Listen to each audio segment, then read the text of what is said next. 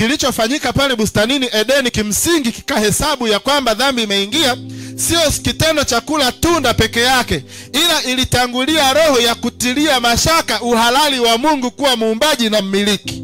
Na hiyo ndio tunaita uhaini. Kitendo cha kutokutambua serikali ya Mungu, kitendo cha kutokumtambua Mungu kama muumbaji, kitendo cha kutomtambua Mungu kama mmiliki.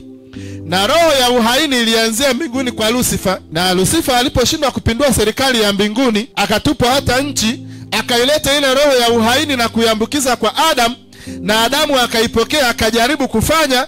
Na ili Adamu akubali kula tunda kwa kushawishiwa na mke wake, lazima kwanza ndani yake iingie roho ya uhaini, roho ya uasi. Na kwa sababu adhabu pekee inayomstahiki muasi au mtu haini ni kifo, ndio maana mshahara wa dhambi ni nini? Ni mauti.